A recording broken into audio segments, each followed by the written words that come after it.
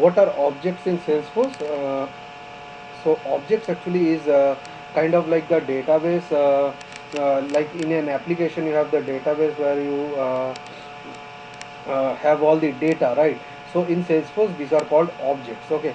So you have some custom objects and some standard objects. Okay.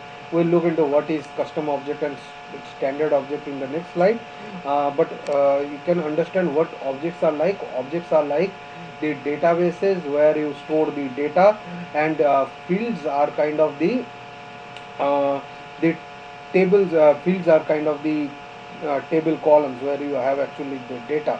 So objects can also be looked into as the tables. Okay. So basically it's actually the database, the data store where actually the data resides. Okay. So basically you can compare it using with an application like this, that an object is like a table inside an application, inside a database, and the fields actually are the columns. Okay. So like this, that the objects are the tables and the fields are the column names of the table. Okay. So and records, you will heard this records. The records are the rows inside that. So you can think of it like this. So hope I made it clear now, by now. Okay.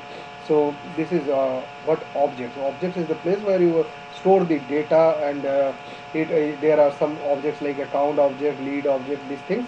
So we'll look into this in this slide. So what is standard objects? Standard objects are some out of the box objects which are provided by default within the Salesforce. Okay. So there are objects like account object, lead object, contact object, some of the objects opportunities, and all these are provided by default within this Salesforce org. Okay.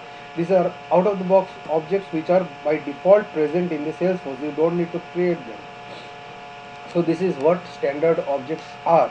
Now let's look into the custom objects. Custom objects are like you have some you need to have some data inside your org which should have a different name, or which should have a different schema. For that you have this custom objects. Okay. So anything which is not provided out of the box by Salesforce, and you go ahead and create that, and that's custom object. Okay. So it's represented by like this. For the API name, you use this underscore C at the end. That's the API name. While you write SOQL or something, so use that name actually after. So that's the way you write for referring to that object. Okay.